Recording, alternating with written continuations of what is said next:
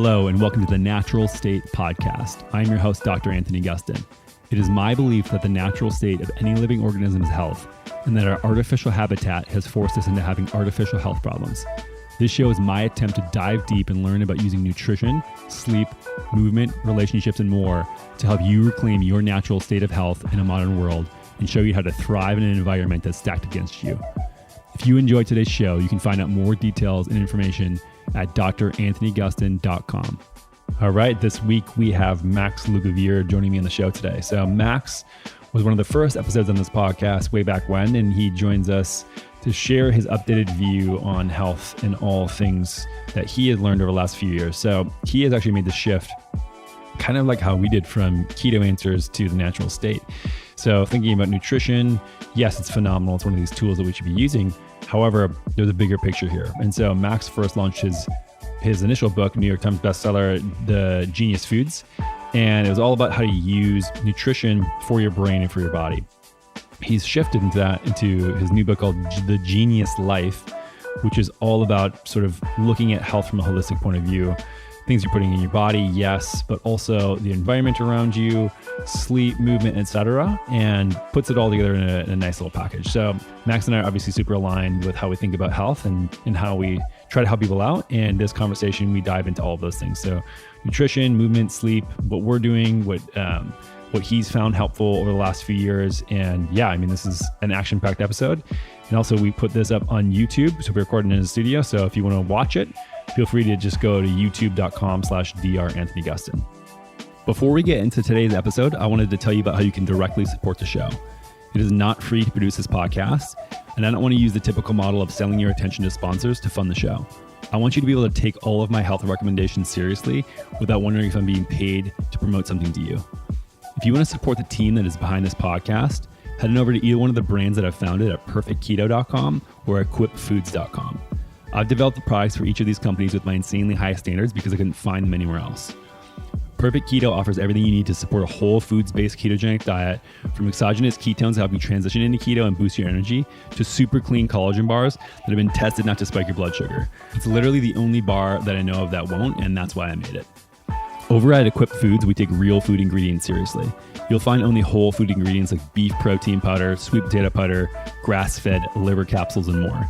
If it's your first time trying the products at either one of these brands, use code NATURALSTATE for 20% off your first order. And if you feel amazing focusing on 100% real foods, awesome. These products are intended to support a proper foundation of health and nutrition, and they are not magic pills. All right, enough of that. Let's get into the show. Max, thanks for having me in your studio, man. Dude, thanks for being here in my studio and having me on your show. Yeah, so this will be on video. So if you're listening to this on the podcast, head to YouTube and check it out if you want to watch us and see how handsome Max is. Oh, man, I'm blushing. Yeah, I mean, I think that you were one of the first episodes when I started the podcast about 2 years ago. Yeah. Recorded here in LA again, and that was all about nutrition. You were launching a book called Genius Foods at the time.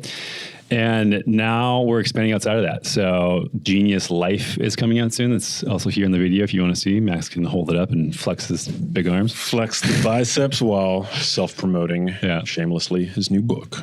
Yeah, but I mean, I love the direction you went with this stuff, as well as, you know, we should share a similar philosophy around nutrition, obviously, but the rest of life as well. And it's not just about nutrition. It's just one lever to pull. Yeah. So maybe just talk about the philosophy that you took from last book to this book, and then we can start digging in on a lot of sort of easy things you can take away. Yeah, I really appreciate that you use the word philosophy, because I feel like that ultimately when you have to make decisions when it comes to what you're buying for yourself, your loved ones at checkout, you really kind of have to it's not necessarily a data-driven decision, right? It's driven by, accessibility. It's driven by your budget. It's driven by what you believe to be the best decision at any given moment. And a good example of that dichotomy is like organic versus conventional. There's really not great evidence that organic produce is any more nutritious than conventional. And if you look at different, metrics, organic is going to be better for the environment. But if you look at certain markers, it might be actually worse for the environment. We don't know. We don't know these sorts of things. What we know is bad is the industrial agricultural complex, right? You can have what's called industrial organic. And, that's not going to be as good as organic grown on a local small farm by the farmer whose name you know. But because you have to make decisions at every meal, and when you're shopping for groceries, you have to be guided by some sort of philosophy, by some sort of like underlying ethos. And for me, when I can support organic, I'm buying organic, just because you want to, I think decision fatigue is a real thing. And average people, like nutrition is already confusing enough. So in my book, The Genius Life, I try to make it as easy as possible for people to actually take what we know about nutrition to be true, knowing that there are seldom black and white answers and that nutrition science is continually evolving. But you got to make decisions. You got to know where you're going to put your money. And so that's what I think I try to help people do with the new book. There's a lot in the new book, but yeah, it's like how to make those decisions and feel good about them, given what we currently know to be true about health and nutrition. Yeah. There's just such a lack of a framework. Yeah. To think about not only nutrition, but everything else in life. Yeah. And this is the thing this is why we changed the name of the podcast from Keto Answers. We're doing a lot with nutrition. Keto is just one way in nutrition to think about, how you're going to change levers. Yeah. And then nutrition is just one way to think about health and all the inputs that go into it. Has there been anything that changed since last book as far as nutrition that you've learned that you're like, oh, this is actually you throw in carnivore in there as a tool or? No, not carnivore. That's a very good question though. I would say that the nutritional, I would say personally where I've evolved is I've become less dogmatic about macros and carbs and fat in particular. Here's the thing. I think that keto is amazing, and Genius Foods, I write all about keto, and I know that you've been a big keto advocate, and the genie is out of the bottle. The toothpaste is out of the tube, and it's not going back in. So I think that's great because keto is a very powerful therapeutic tool for some. That being said, is it something that everybody needs to, is it a bandwagon that everybody needs to be jumping on, like the way we've kind of seen it happen across the internet and just in terms of pop culture? I don't know. I think that if you're eating predominantly a whole foods, minimally processed diet, I think you're probably going to be okay. The problem is, when you look around the world and you see the dietary diversity expressed among the remaining hunter-gatherers or the world's blue zones, even those that seem to be thriving on low-fat diets, they're not eating the ultra-processed low-fat permutations of what we now call food that are available in our local supermarkets. Yeah, they're whole foods that are naturally low in fat. So I think as long, whether or not you want to eat low-carb, eat low-fat, I think what most people are going to get the most bang from their buck doing is just eating, eschewing the ultra processed foods, and embracing a whole foods diet. And that's why if you go to, I try to be as unbiased as possible. And one of the things that I'll admit is that if you go to a bookstore, and you take any of the diet books that's on the shelf and you stick to that diet, you're probably going to see success, definitely in the short term, possibly in the long term, as long as you adhere to that diet. And I think the reason for that is that no diet book is advocating for higher consumption of processed foods. They're all basically saying, the same thing. Some might be more heavily in favor of plants, some might be more heavily in favor of meat. But at the end of the day, I think it's the ultra processed foods that are a problem in the modern food environment. So I definitely made that point in Genius Foods, but I think I went even deeper down that path with the new book. And I also put more of an emphasis on protein, which I didn't do at all in the first book. I think eating higher levels of protein for most people is going to do a lot of good. Mm-hmm. And the reason for that is because it's the most satiating macronutrient. It's the best way to snipe your hunger, and I think we live in a time where the bulk of the foods that we eat, these ultra processed foods, which 60% of our calories are now composed of, they're not only are they not satiating, but they can actually make us more hungry. They can have that biphasic hunger effect, where like sugary ultra processed foods actually makes us more hungry later on. So I think by prioritizing protein at every meal, great way to keep your hunger in check. And of course, to promote the growth and maintenance of muscle mass, lean mass, which I think is so important. Yeah. But I don't think a lot of people realize when they think about ketogenic diet. Yes, it's a great tool. I think that a lot of people now can benefit from it because, we start out as normal humans when we're born. And then our environment is so crazy that we just go and get really, really sick, mess up our metabolism. So for those people who have done that, become obese, diabetic, et cetera, it's a really good tool to come back to baseline. But once that's the case, you should be able to use energy from, carbohydrates or fat. But those two things are energy containing molecules. So you get primary energy from carbohydrates or fat. Fat's also a little structural, but people don't think like it's satiating to eat fat, but you can overeat it and that becomes inflammatory just like overeating carbohydrates does in the first place. And so if you go to one end of the spectrum of overeating carbohydrates and that leads you to a metabolic problem, you can also overeat fat as well. Yeah, I mean, you could overeat anything. It's just it's going to be very unlikely to overeat protein. I think that's very difficult to do. But you can totally overeat fat. You can totally overeat carbs, and there's a term that I guess is used in the medical literature, but I think I first heard it from this Twitterer, Ted Nyman, who I think does he puts out good stuff on Twitter. Energy toxicity. This whole notion of energy toxicity, the fact that we're just inundated with, excessive calories today. And I think at the end of the day, it doesn't really matter all that much where those calories are coming from. It's just a function of the food environment. The food environment is saturated with these ultra processed foods that tend to be high in both carbs and fat. And I think just like cutting down, like cutting the cord to those kinds of foods, I think most people are going to get the most bang from their buck. I do think it's important to acknowledge that not everybody's going to be perfect. And I'm totally guilty of eating processed foods. I probably shouldn't have even used the word guilty. I'm a human being. I'm living in the modern world. And if you put a bag of paleo puffs in front of me, I'm probably going to want to eat the whole bag. I think it's important to still know what these foods do to our hunger mechanisms, because at least then it becomes informed consent when we choose to crack open the bag or open the pint of ice cream.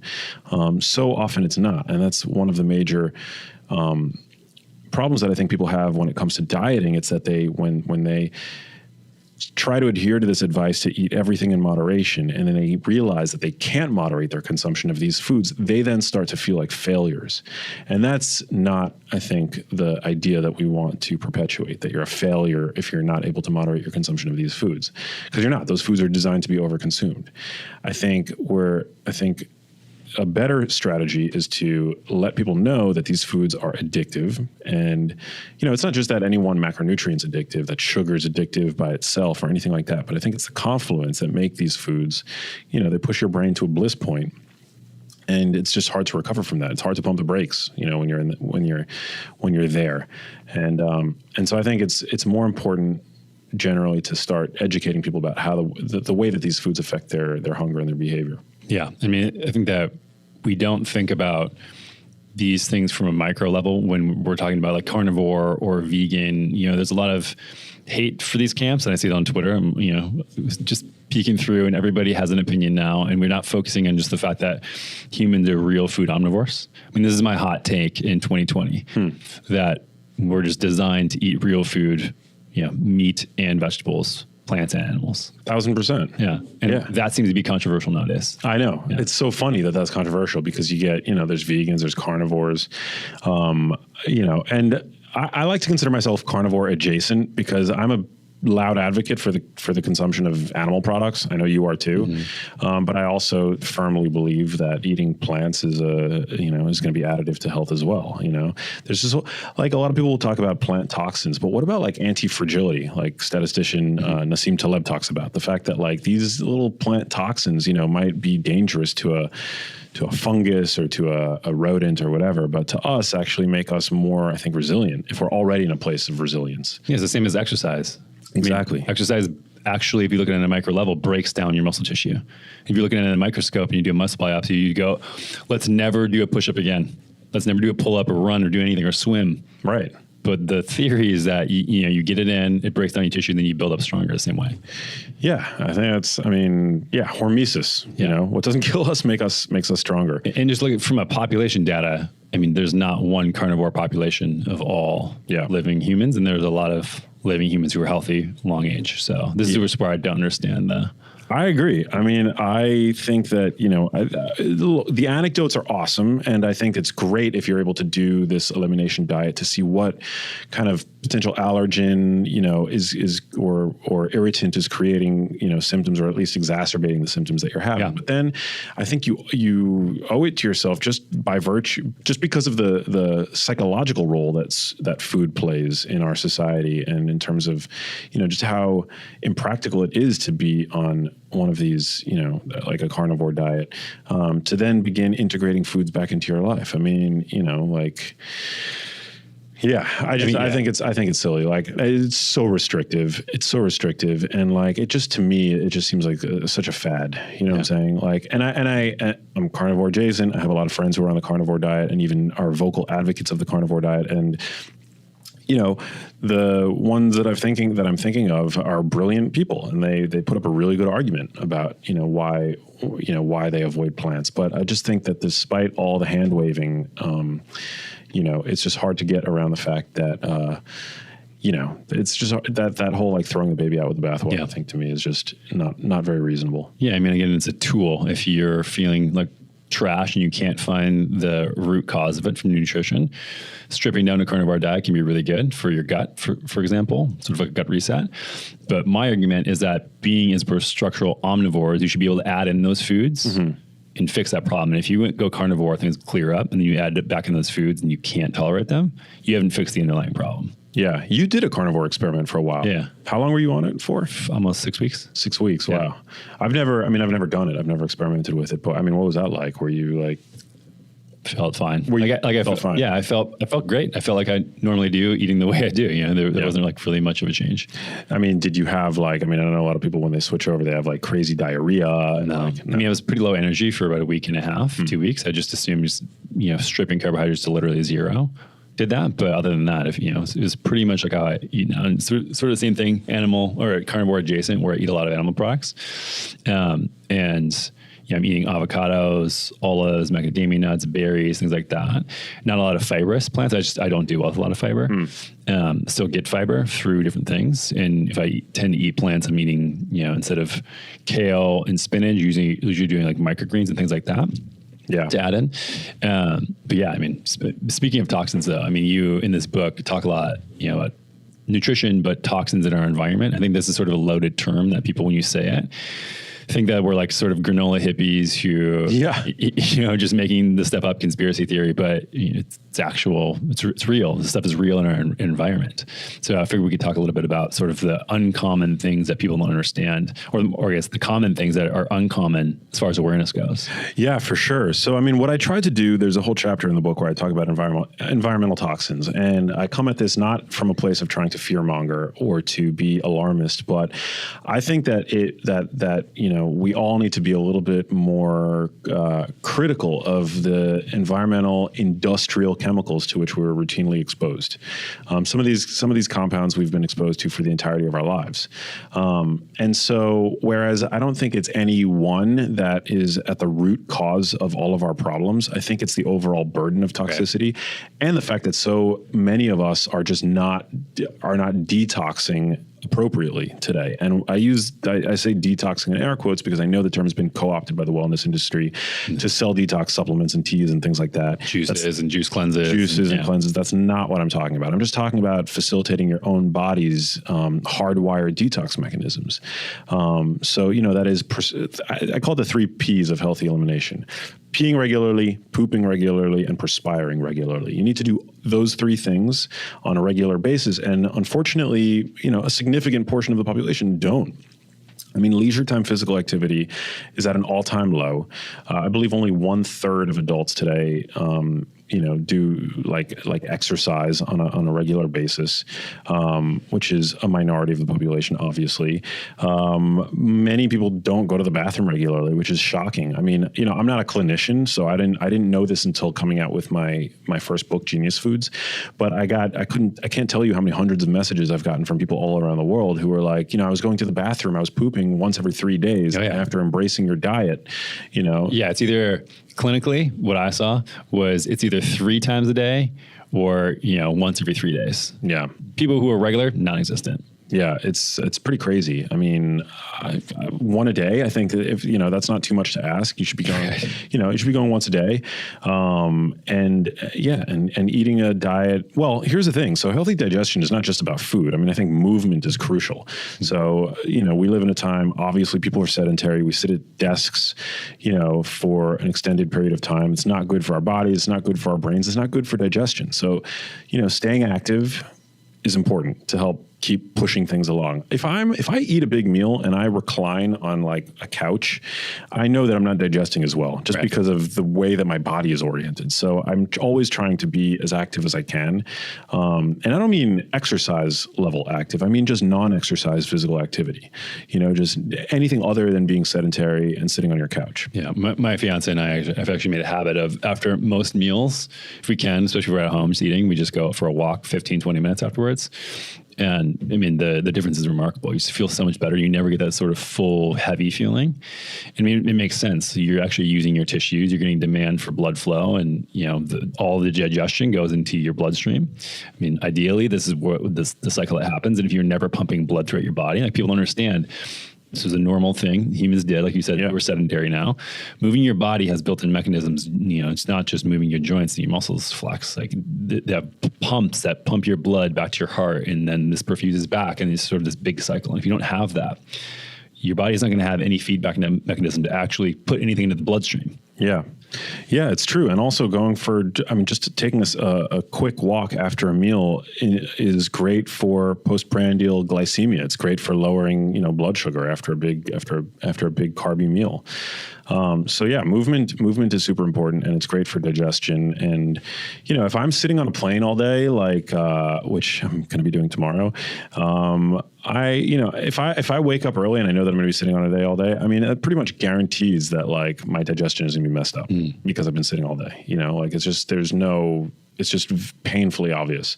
The other thing, drinking lots of fluids, staying hydrated. I mean, it's great for making sure that you're peeing regularly because, the kidneys release, toxins that have become immobilized or neutralized, I should say. When we urinate, but also being hydrated is great. It's important for digestion as well. And then the perspiration aspect of things, so important, whether it's saunas, infrared sauna, hot or dry finish sauna, exercising vigorously. When we sweat, we release a significant, amount of these compounds, whether it's certain heavy metals or BPA or phthalates, flame retardants, like you name it, they come out through the sweat. Right. Yeah. I mean, one of these recent studies, I'll try to put it in the show notes so we can find it, showed that in a hot sauna, it's like 98% just water, 2% of these other substances. In an infrared sauna, it's like 75% water and 25% of these other substances. That's super interesting. I would love to see that. Yeah. I was shocked. I mean, I have an infrared sauna, so it's some sweet bonus points. That's cool. Yeah. The thing is it's not as extreme. So sometimes I'm like, I'm not sweating vigorously yet. And it's not. I wonder if it's a function of time spent in the infrared sauna, because you spend a lot more time in an infrared sauna because it's just slower. Yeah. I can't remember if they were corrected for time or not, or if it was just a session or temperature or overall volume or whatever. But this is where it's so tough to really study some of these things because, we have the theoretical thing where, infrared is penetrating deeper, allowing more blood flow, et cetera. Mm-hmm. I'll send it to you if I can find it. Yeah, it's super cool. You can look up, you can basically take pretty much anything and you can look up these blood, sweat, urine studies on PubMed.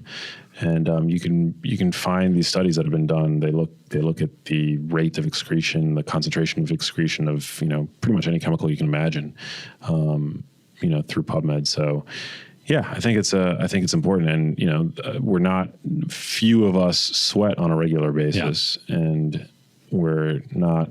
And also, it's also important to be in an optimal nutrient status, because being healthy and robust and having, the cofactors for your body's, detoxification enzymes and things like that, eating a healthy diet is going to help you be more resilient to these, individual environmental toxin exposures as well.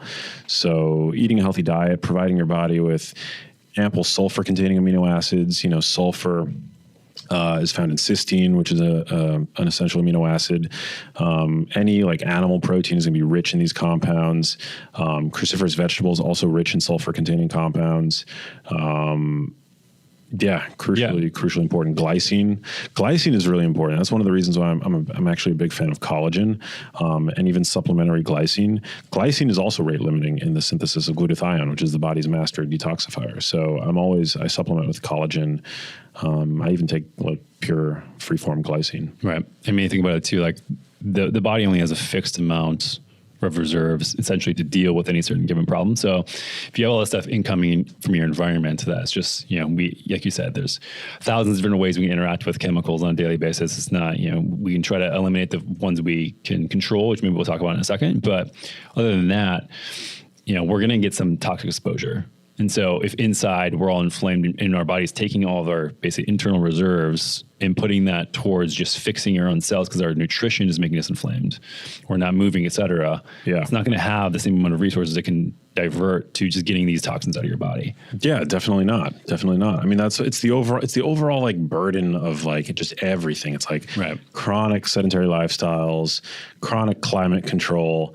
We're not sweating regularly. We're not going to the bathroom regularly. 90% of Americans are deficient in at least one essential nutrient. It's just, it's this like perfect storm. And so that's why I think we're seeing the problems that we're seeing. And, one of the topics that I cover in the book is like endocrine disruption and endocrine disruptors. And every topic that I cover in the book could easily warrant its own book, but I tried to give a 30,000-foot lay of the land with science that was the most relevant, the most actionable, the most achievable for people. And what I think is so crucial to know about endocrine disruptors, with any chemical, there's this dose makes the poison paradigm, right? Like any chemical can become toxic at high enough dose. Water becomes toxic at high enough dose.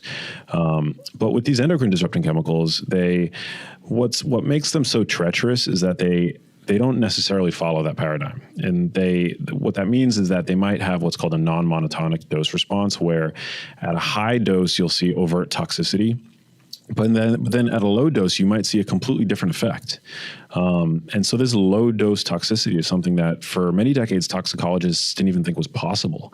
And the fact that many of these compounds from BPA, aka bisphenol A, or its sister compound BPS, or phthalates, or Teflon related chemicals, they might actually have this sort of U-shaped curve where a very high exposure in an animal causes overt toxicity, maybe even death, but then at a much lower dose can actually affect the way that our hormones work. There have been studies that have shown that BPA at doses that we're regularly exposed to can actually alter insulin responses in the body. We know that BPA is a potent xenoestrogen. It acts like estrogen in the body. And so I think that we just all need to be a little bit more mindful, know where these chemicals hide out so that we can minimize our exposure to them. And because certain of them don't actually linger in the body very long, like parabens, phthalates, BPA, they're like 2 or 3 days of reduced exposure, and you're basically excreting them if you're doing all those healthy, those detoxification things that I talked about earlier.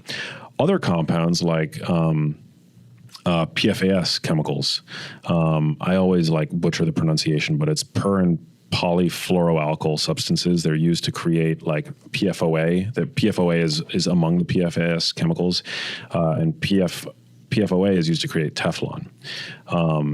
Those chemicals actually linger in the body for years, if not decades. They're called forever chemicals for that reason. So it's just that we're inundated with them, and I think we're also profoundly empowered to kind of become more aware of them so that we can minimize our exposure. But then, of course, others are just kind of like, they're there and there's not much that we can do. So stressing out is not the solution. I think it's really just more about awareness and reducing our exposure. Yeah. What are some of the biggest areas where people maybe are coming into contact with these chemicals? Yeah. Don't know it. Definitely plastics. So, and again, I'm not perfection is not the goal here because it doesn't exist. If I'm traveling, I'm thirsty, I'm going to, and I have no other option, I'll get a plastic water, I'll get water that's sold in plastic. I'll try for glass. But plastic is inevitable. It's not going anywhere. But if you're storing your food in plastic or beverages in plastic, if you're putting your leftovers in plastic Tupperwares, reheating it in plastic, if you're buying foods that are sold in paper wrappers that have a sort of waxy oil-proof layer to one side of them, that oil-proof layer is made with these PFAS chemicals. Yeah. And also I think what people don't realize is that stuff comes on cans as well. And so you say plastic, they go, okay, what about a can? It's just, maybe aluminum, that's fine. But those things are actually sprayed with anti-corrosive material so that they can have really thin shippable cans that don't weigh a lot because you don't want to be heavy for shipping. Yeah. So you make it really thin, but if you do that, then they corrode really easily and can bust open.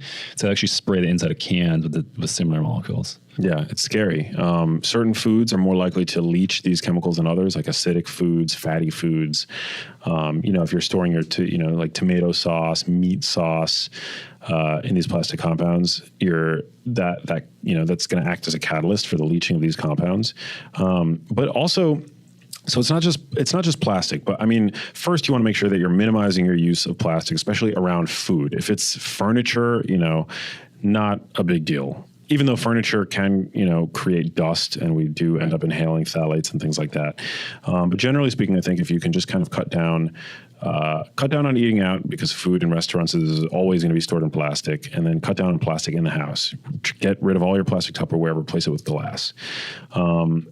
Also, water bottles. I now buy, my beverages in glass. There are few exceptions. As I mentioned, if I'm desperate, I'll buy in plastic.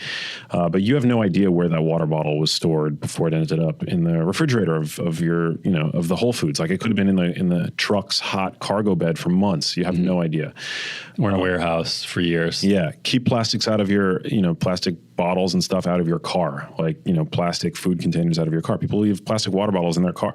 I'll get into like an Uber and they offer me, a plastic water bottle, and I always refuse it because I'm like, I'm sure that plastic water bottle was just sitting in this guy's car for months, even though it's a very kind gesture. Then people let heat and cool over and over and over again. Exactly. So I would definitely cut down on that stuff. BPA can hang out on store register receipts. It's a major route of entry through our skin when we touch these heat-sensitive papers that are used to create store receipts. And interestingly, I mean, we live now, the coronavirus has become a big thing. People are actually, the stocks of companies that create these hand sanitizers are blowing up. But if you use a hand sanitizer before touching these store receipts, it actually like dramatically increases the absorption of BPA from this. Because you're taking away your microbiome in your skin temporarily? Is it opening up? It basically like opens up the pores. Yeah, I don't have that's about as technical as my understanding gets of that. But I've seen the study, and it increases absorption by at least an order of magnitude. Wow.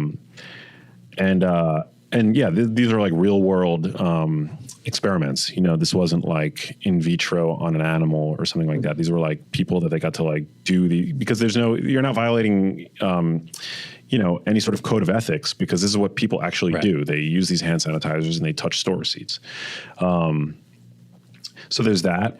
I definitely now, I'm a big believer in, I think oral health is super important, but I used to use these Glide dental flosses. We know that those are made with the single-use ones or what?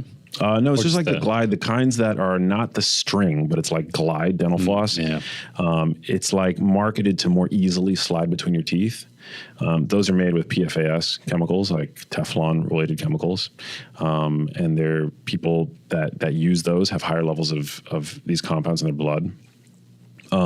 So I use now like dental floss. There's a difference between floss and tape. So you don't want to use the tape; you want to use like dental floss. Not the waxy stuff that's like super, super thin. The wax is fine. It could be thin. You just don't want it to be that like super slippery tape. Yeah. I mean, one of the things too that people maybe think about, okay, there's this thing to worry about, that thing to worry about. But if it says BPA free, then I'm good. And I would like to push back on that usually is because I mean, this stuff just goes in cycles. And so, in the 30s, we thought Crisco was good. Right. Turns out it wasn't the case. In the 60s, we thought smoking was good. It was not the case. Crazy, right? Now, we're like, okay, BPA is not good. How many other things right now are we, interfacing with that we're in 20 years big shit? That's that one thing. up. And so, I mean, the way I think about it as far as a framework that we were talking about earlier is, how long has that thing been around? I mean, talking about Nassim Taleb, the Lindy effect. If something's been around for longer, likelihood is that it's not problematic. So glass has been around for a really long time. It just comes from basically making really hot sand, right? Yeah. Same thing with metals. But when we start talking about plastics and all this industrial stuff that's made at scale, well, now I think we're getting into some problems. And, yeah. I mean, it's tough to think about it from a way of, trying to manage every single little, BPA, BPS, PFA, like all these things become really stressful for people. And I think stress is another huge point of your book also. It's just like, you don't want to take your toxins down, but increase your stress dramatically. Right. Like, you're not going to solve any problems with that. Right. Yeah. Definitely you want to manage stress. There's this concept that I talk about in the book. I'm sure you're familiar with it. The concept of allostatic load. It's an idea that I advance in the Genius Life, and I think it's a super cool concept. This notion that we each have a finite amount of resources to devote to retaining or to regaining this sense of homeostasis. Homeostasis, obviously, balance, and whenever we're confronted with a stressor or an environmental toxin or nutrient deficiency, our body has to work extra hard to bring us back to that state of balance. And the sum total of steps that the body needs to take is known as, the body's allostatic load. Mm-hmm. And I think today we're functioning, chronically in this time where people have these glasses that are already half full, because they're just functioning in a state of chronic stress all the time, whether it's work stress, personal life stress. And then you throw in things like excessive amounts of caffeine or intermittent, extended fasting for females, which can be, a major stressor. I agree.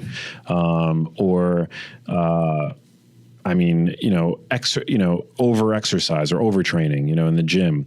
Over sauna, yeah. So suddenly that allostatic load becomes allostatic overload. And that basically is what burnout is. And so I don't think that's not a good thing. You want to be kind of cognizant of all the places in your life where you're having stress, whether it's acute stress, the kinds of stress that we know are good for us, like sauna, exercise, yada, yada. But then also psychological stress. And you want to kind of orient your life in a way so that you're functioning in the state of that glass being, the baseline of that glass is going to be empty, so that you can throw in things like coffee, which many people love, myself included, or exercise, or what have you, and then actually reap the benefits from those areas. Now, if you can't uproot all of the sources of stress in your life, which I get it. I mean, it's 21st century, there's always a new thing to worry about, right? Like right now it's coronavirus, on top of all the stress that everybody else, that people already experience, there's like the imminent threat of this viral pandemic, right? Have you flown recently? I've not, but I'm flying tomorrow. So I came in yesterday and I could just feel it with everybody's sort of like on edge, like assessing everybody, like everyone's an enemy or a predator around them. Wow. With the virus. I could just, you just sense everybody's, nervousness. A lot of people wearing masks. Yeah.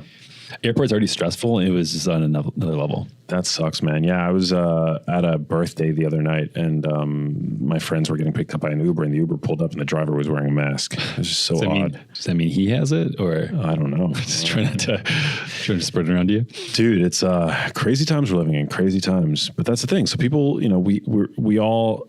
Stress is inevitable. It's how you respond to the stress. And I think that's where building your own resilience up really has a profound value, because you might say, well, I can't do anything about this particular source of stress in my life. Maybe it's like this relationship that I'm in, I can't get out of it right now, or I'm stuck in this bad job that I hate, but I need it because I need to pay the bills, yada, yada. Or maybe it's the coronavirus or whatever. Some forms of stress we can't just write off, as much as the self-help world, as easy as the self-help world makes it seem to be able to do. So for those sources of stress, I think that's where building our own resilience against stress comes in really handy, because you can either remove the stressor, or you can become more resilient to it so that it becomes less of a big deal. And so this other idea that I think is super, super important and empowering. It's actually used in the scientific literature, but I stumbled upon it while I was writing The Genius Life, and I was like, wow, this is a really cool way to kind of understand how to boost stress resilience, this notion of cross adaptation. Which I think is really cool and really empowering, that by exposing your body to a certain type of stress, whether it's cold stress or hot stress or even vigorous exercise, that the adaptation that ensues from those activities, from those modalities, then have what's called a spillover effect, where they actually make you more resilient in other areas of your life, namely in terms of your ability to withstand psychological stress. Yeah. Which is super cool. You're seeing all these studies now using saunas or cold water immersion and hard workouts as well. I mean anything that basically you think you can't do it, but then you do it anyways, and you survive afterwards. I think that we're just programmed to be in such a world of comfort. Like you said, climate control, everything. Yeah. I think when you just prove to yourself, oh, it's not a big deal, I'm not going to die, you turn off this mechanism of threat. And then you start living a less stressful life. Yeah.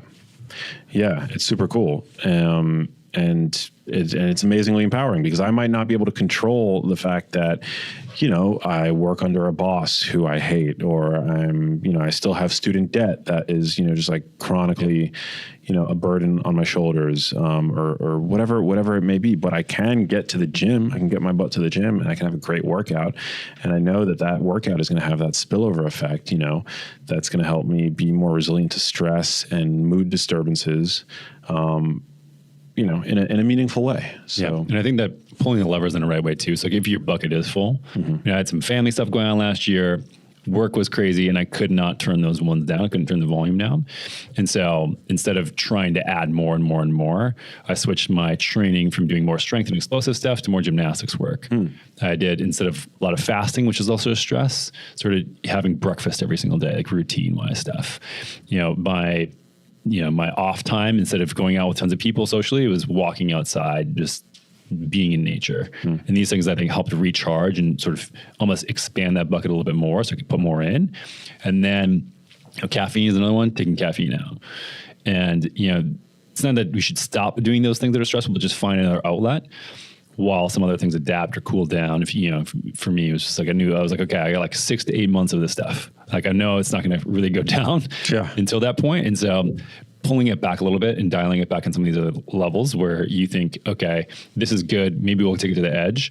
A lot of times you're talking about the women, especially with their fluctuation in hormones, can get sort of caught in this trap of over-exercising, under-eating, fasting too much, over-caffeinated, et cetera, et cetera, et cetera. And, this is about figuring this out, whatever works for you as well. And knowing, oh, this is what burnout feels like to me. Here are some of those symptoms of, not being super inspired, not being motivated, having low energy, et cetera. If you clear out labs, like you're trying to pile on too much in your life. And I think that, being able to pull that back and figure out your own path of, oh, okay, if I do this, it's the same thing with nutrition. Maybe some people do really well with more of a plant-based diet. I have no problems with that. I think fundamentally, having, real foods, eating those. Now you have a spectrum where people are going to do better eating more animal products or more plant products. Same thing with sort of stress input, stress output, is that some people can tolerate more and have different things that help reduce their stress, and just sort of need to find out and play around and figure out what works for them. So noticing, okay, this is a time for high stress. Now I'm going to use tool A, B, or C to reduce that or tweak it and alter my sort of behaviors and day-to-day habits, so that way I can actually get back to a baseline level. Yeah. I think that's going back to the concept of allostatic overload.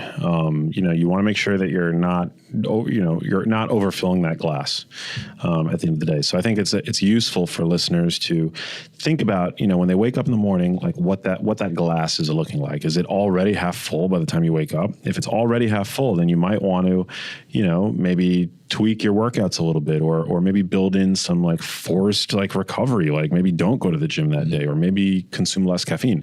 I love caffeine, and observationally, you look at the data, caffeine seems to be protective across a whole range of neurodegenerative conditions, which is my passion, averting age-related brain disorders.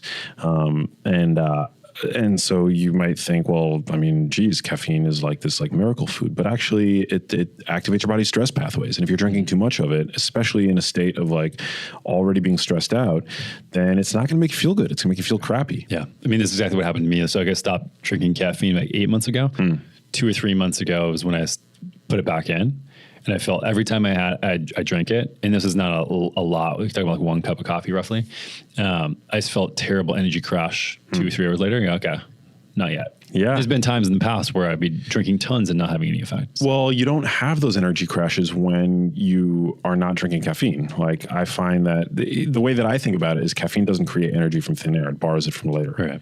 And so, I too will find that when I cut caffeine out, and I did recently 2 months with no caffeine, and I felt great. I got to be honest. I mean, I did miss the ritual of making the morning coffee, and then, I like the flavor of it, but yeah, decaf, man. Decaf, I know. Yeah, decaf cold brew on keg at our office. Oh, nice. Yeah, wow, dangerous. That's the thing. I mean, yeah, I think that caffeine is like here's the thing: if you're addicted to it. If you're not addicted to it, it's a mental boost, it's a performance boost. But if you're addicted to it, then what happens is it just kind of brings you back up to what was previously your baseline. Right. And I saw this with my patients all the time too, where they would have the same response that I'm having recently. They go on vacation and have coffee or whatever and drink espresso and be totally fine. And so then they're taking away and reducing all this allostatic load, adding back in the caffeine and feel totally normal. No problem, no energy crashes. And so again, I think you just have to not think about this as a broad thing, but think about how does this apply to me as the individual and how can I sort of learn my own health path and health journey. But yeah, I mean, stress is really complicated. And I don't think we talk about it enough as a society, especially in the health circle, of figuring out your own individual path in it. And I think that can happen culturally as well. I mean, I was in Spain a couple of years ago and just observing the culture and like people eating this shitty fried food, tapas everywhere, staying up, partying, drinking literally every single night of the week till like 2, 3, 4 a.m. I was thinking like, man, this is violating every single thing that I understand about like how people live long and healthy lives. And I look it up and I'm like, okay, what is the life expectancy here in Spain? And it has to be terribly low. And it's like top 5. Wow. Yeah. Like, okay, but these people are also getting crazy amount of meaning, belonging. They're very social. It's a very different context than how, as Americans or in the rest of Western world, we live life and sort of have a very different mindset in how we belong. And I think that social media is not helping. I think it creates a lot of dynamics with people and doesn't allow them to have real relationships a lot of times. They think they're getting it and they're subbing it out, but it's just as fake as the Doritos instead of eating vegetables. Yeah. And we're getting a mismatch in our brain, but we think we're getting food, but we're not actually getting food. We're thinking we're getting social belonging and stimulation. We're not actually getting it. I know. It's like junk food across like the whole spectrum of the human experience. Mm-hmm. It's like junk food, social interactions, junk food, junk food, entertainment, it's just like junk food news, like the news is so good. And I've worked in media for, over a decade. Like if it bleeds, it leads. That's like great for ad dollars, but it's like terrible for the human psyche, right? Well, I mean, we're programmed for it. We're programmed to identify threats over things that are non-threatening. Yeah.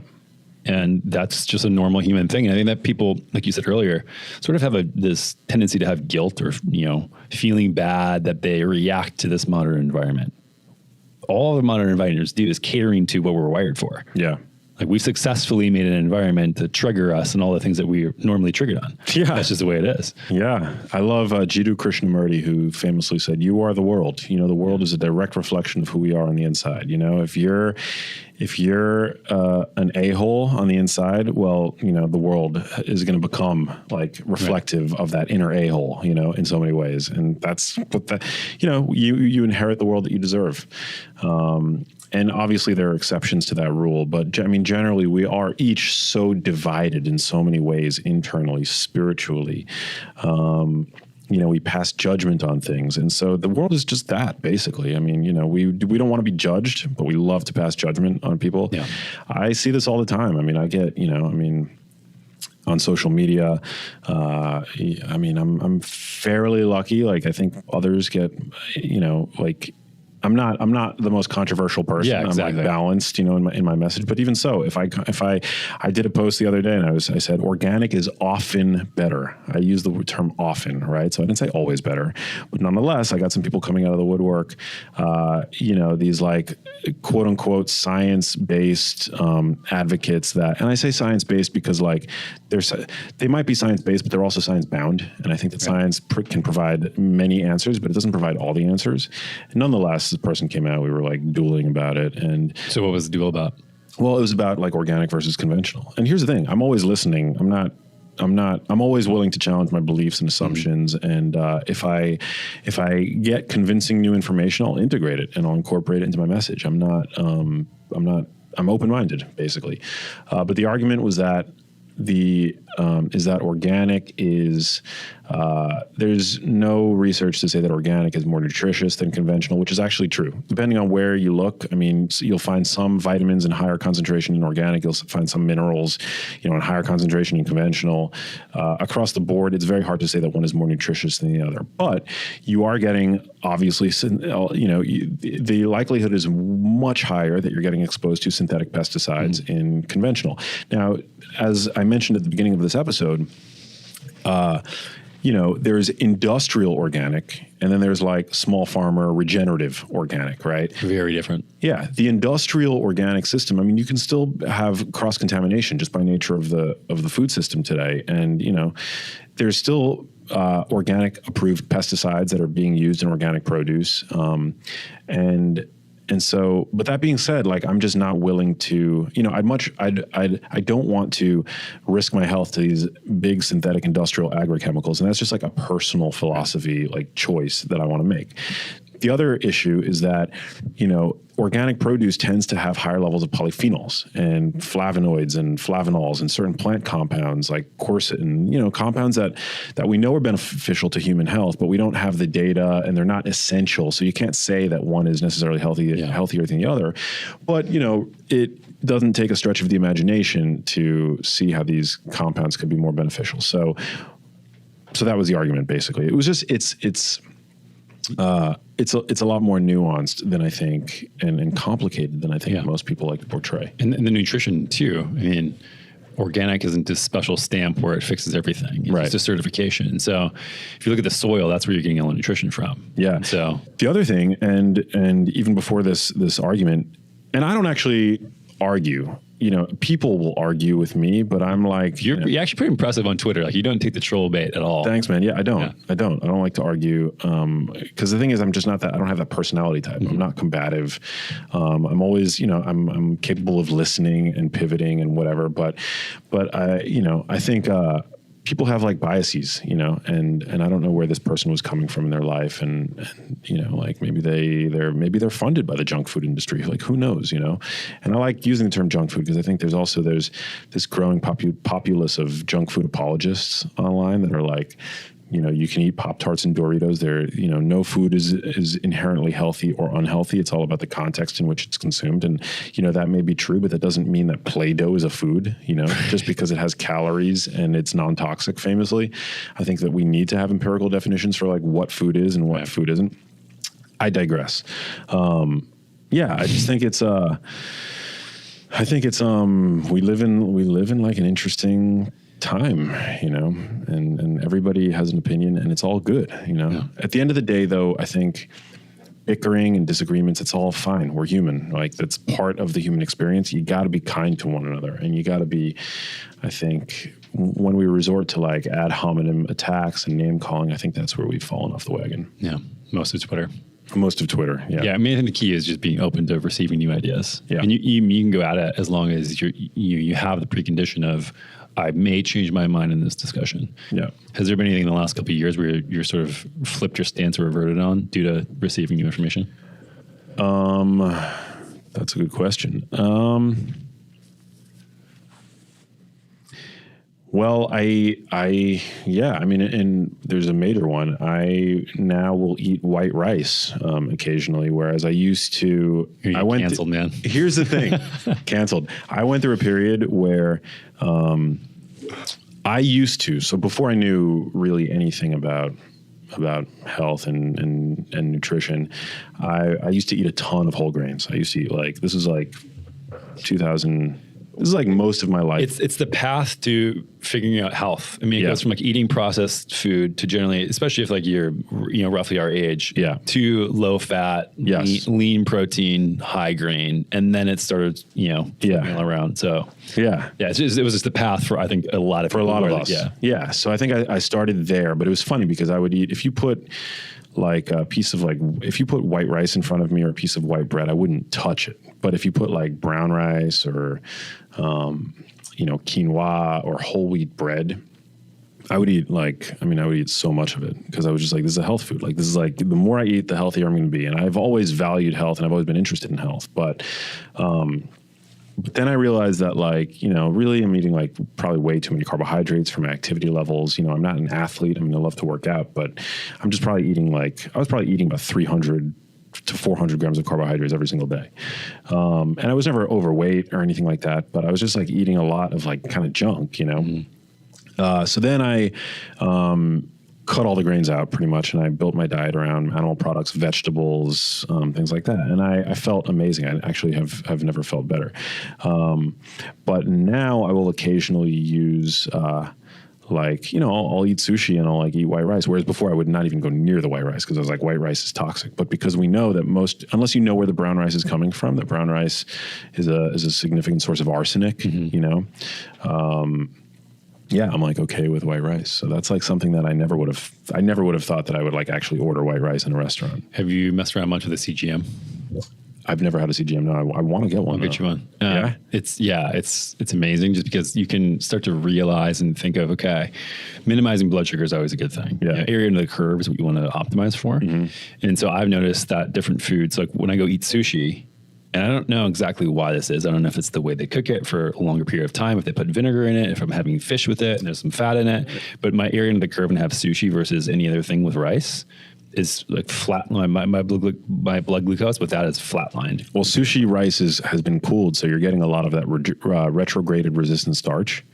And also vinegar in and of itself can reduce postprandial hyperglycemia. But sushi rice has... because it's cooled, a lot less of it is a significant. I forget the exact. I guess it was like where you're getting the sushi from and how they serve it for sure. Yeah. But yeah, I mean, it's just sort of interesting to play around with stuff like that. So cool. Because there's just some things for me. Like I do best with plantains, pretty green plantains, sweet potatoes, and white rice with sushi. And like other than that, I think because of my past, I was eating just terrible junk when I was younger and got really overweight, just busted my metabolism. And most other carbs are sort of like off limits for me. They'll jack me up. Even tested Oatly as a, just drank I think it was 12 ounces of Oatly, which is like what's in a medium oat milk latte. Mm-hmm. They process the oats into maltose, which is actually on the glycemic index 105 over glucose. Is actually the highest glycemic index of any carbohydrate you can get. Jesus. And then so they basically turn the oats into like a corn syrup, like an oat syrup sort of thing, made completely of maltose, and then put that in there with canola oil. And so this is what oat milk is. Wow. So I tried that, and I think it was like mid 70s, and it jacked me up to 160. Damn. Just from one cup. What was the glycemic load of that? Like how many grams of like carbs are in a cup? 12. That's it. Wow. Yeah. Insane. Yeah. But I mean, this is like when you're making fake food, stuff like this happens. Yeah. And I mean, this is sort of like the greenwashing of the health industry in general. Something that I think really pisses me off is, trying to market these alternatives like, oh, this is better than milk. If you have dairy intolerance or, for whatever reason, we're going to make this fake food full of maltose and vegetable oil and all these other preservatives and synthetics. And then that's going to be healthier for you. Yeah. Gross. I would not go near that stuff. That's the thing about processed foods is that it really, the processing of food really does make it more fattening. You know what I'm saying? Like, calories in, calories out. I'm not refuting calories in, calories out, but when you eat a whole food, like if you eat a handful of whole nuts, you're actually pooping out a significant proportion of the calories that you consume via whole nuts. Whereas if you take those nuts and you turn them mechanically into nut butter, you're absorbing 100% of the calories from those nuts. Not only that, that's also way more delicious. They're way more delicious. Yeah, it becomes hyper palatable. Right. Yeah. I was in Thailand last year, a year and a half ago, and it was the first time I had seen macadamia nuts with a shell on. Have you ever seen macadamia nuts like as they come? No. So they used a saw to go through and create a little line, and then they give you a tool. They give you this bag, and they give you a tool to pop that shell open. And most of the time, that explodes the whole thing everywhere. Wow. And so to think about okay, yes, we're talking about nuts as we get them in the grocery store right now. Great. But think about the energy expenditure it would take you to pick these nuts from the tree, then smash them out of this crazy shell that takes a saw and a giant metal tool to pop open. Damn. And think about how many handfuls of nuts you could consume. I mean, yeah, like that would burn. It would. I feel like if you didn't have the saw, it would probably burn hundreds of calories just to get to one nut. It's insane. Yeah, that's why nuts are. I think nuts. You got to be careful with nuts. Yeah. I mean, some nuts are, you got carbs and fat. The only other place where you'll see both combined in nature is like dairy. Dairy, yeah. And nuts are very easy to overdo. I mean, you can put like, granted they have like additional seasoning, but those like Blue Diamond, like sea salt and vinegar almonds, like in front of me, I will eat the entire tin, and that's like 1,000 calories right there. I'm more of a sucker for salted mac nuts. Salted macadamias. Yeah. And then you throw in like a little bit of 100% dark chocolate and I'll go through an entire. Oh God. So that's why you've made those at your company. Yeah, exactly. They're tasty. Yeah. So, I mean, as far as, we covered toxins, we covered sort of stress and things like that. Nutrition, obviously. I mean, the other pillars that you have are, sleep, circadian rhythm. This is another thing where it's not complex to be healthy in the modern world, but it's really hard. Yeah. Like getting off of a flight or being on a plane. And if you don't have special glasses on, you're getting bombarded with this light, whether you like it or not. Yeah. And this is one of those things where just optimizing for, what a normal environment would be is actually extremely difficult. Yeah, it's true. I mean, our world has mutated in so many ways, and the human animal, it's just like we haven't given ourselves a chance to catch up. Whether it's light overexposure in the latter half of the day to not enough light in the earlier half of the day, living in a chronic state of jet lag as a result. It's super interesting if you consider the fact that if you go to bed every night at, let's say, 10 p.m. to wake up for, your job, and then Friday and Saturday night, you're staying up 3 to 4 to 5 additional hours later, then that's the equivalent of having crossed many time zones. And then you're starting every Monday of every week jet lagged. Yeah. And maybe Matt Walker calls it social jet lag. Is that what he calls that? Social jet lag. Just waking up consistently. So you wonder why people feel crappy on Mondays, and 100%. That's not a good precedent to start your week. You're basically starting every week jet lagged. Yeah. So I have blackout curtains in my bedroom. And then we have hue lights that are programmed to come up when the sun comes up. Wow. And so this is something where I wake up to light that looks like the sun, and then I open the curtains as soon as I can. But, I got here yesterday, and then, doing that every single day, no matter if it's weekend or weekday, and being super strict is the best possible thing I could do for energy and focus throughout the day. It's like the biggest sort of life hack, I would say. Optimizing your sleep. Optimizing sleep and then with those lights. For it to be the same exact time every single day. And I can go to bed, between 9 and 11. That really doesn't matter. But waking up the same time every single day. Like I woke up today at almost 4:30 exactly, which is 6:30 Central Time. Completely blacked out room. And so my body is just ready to rock at that time. Wow. And I think that obviously I'll adjust to over the time I'm here, but it would be awesome. It would be awesome if we can have blackout curtains that automatically open so that you can obviously go to bed in the darkness, but then wake up to the sunrise. Yeah. We actually have lines that do that. Seriously? What? But what I don't like with that is that you wake up to it opening.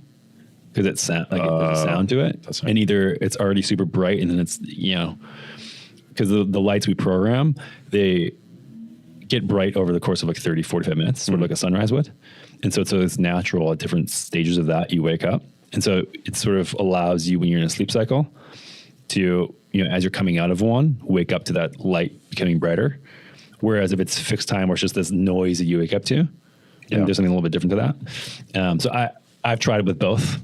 I prefer the lights coming on. Super cool. But I've actually thought, that was like when we moved into our house a year and a half ago, I'm like, blinds. This is always like, I don't think that it's normal for people to wake up with blackout curtains and then have to like wake up in complete darkness. I agree. And then go open the blinds after that. I agree. Yeah. But living in a city, you can't not have them. Right. I mean, I wear eye mask even still because I want sort of perfection and a little anal about that. But same.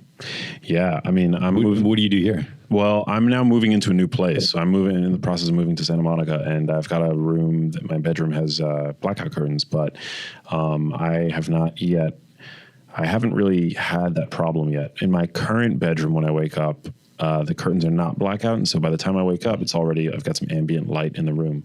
So I don't know how I'm going to deal with this whole new blackout thing. I'll get you out moving. But I do hate it when I'm in a hotel and I wake up and it's black in the room. I hate that. Yeah. So I don't yet really know what I'm going to do. I'll get you a housewarming gift of the Hue lights. The Hue lights, yeah. Or at least like a lamp or something. Yeah, I'm going to need to figure that out. But sleep is sacred. It's like sleep is sacred. It's a form of medicine, I think, for the brain, as is exercise, crucially important. Yeah.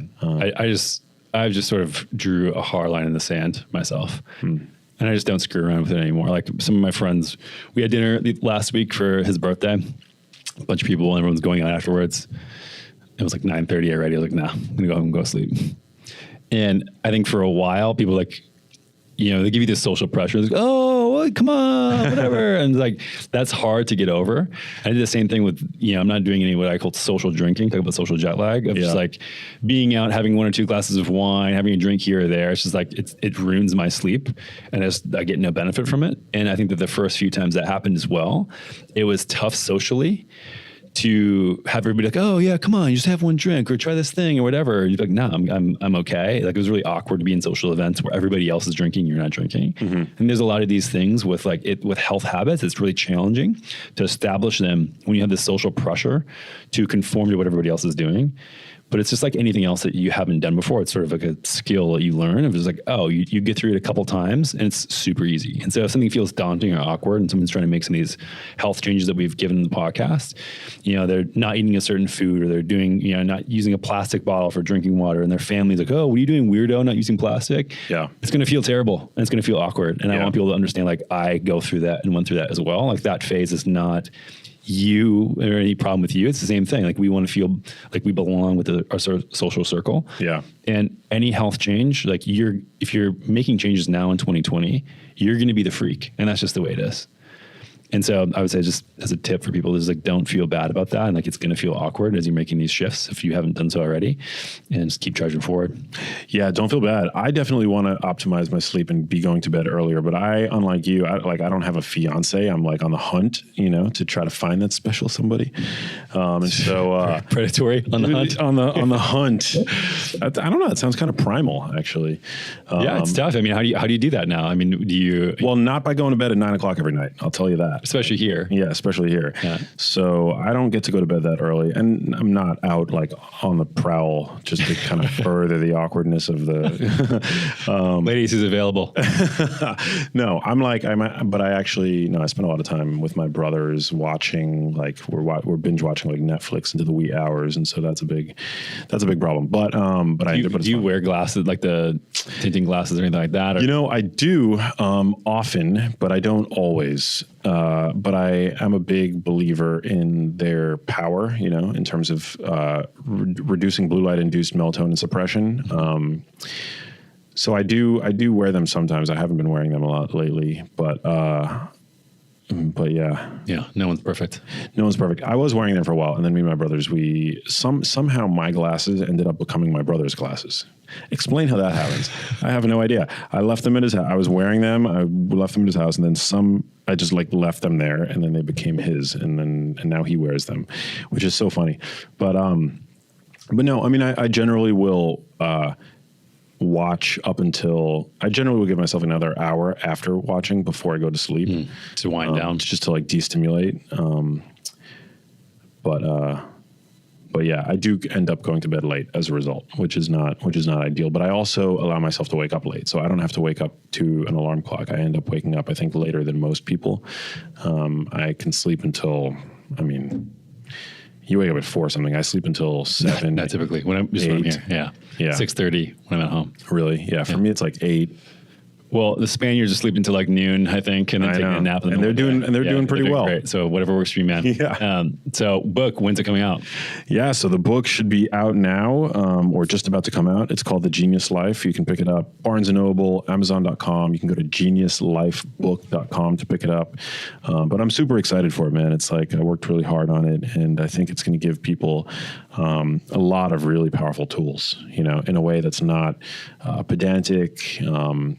People will really be able to sink their teeth into some really good science. But at the end of the day, I think what my work really, I try to make things super actionable for people. And to kind of inspire the awe in others that I feel about these topics. And yeah, so I'm excited to get into people's hands. And then, of course, I have my own podcast, which is also called The Genius Life. Looking forward to having you on it whenever you want to come on. And I'm pretty active on Instagram at Max Lugavere. Awesome. Thanks, Mac. Appreciate it. Thanks, dude. Thanks for listening to this episode of the Natural State Podcast. Hope you enjoyed it. And if you did, I'd really appreciate you heading over to whatever service you're listening to this podcast on, dropping me a 5-star review and your thoughts on the show. This helps us get discovered by more people and spreading the good gospel of health. And if you want to stay plugged into all of my self-health experiments, recent research and books that I'm reading and my interpretations of those things, products that I'm testing and thoughts on all things related to health, check out my free weekly newsletter called The Feed. You can sign up for that at dranthonygustin.com/thefeed. That's dranthonygustin.com/thefeed. Thanks again for tuning in and your support of the Natural State Podcast.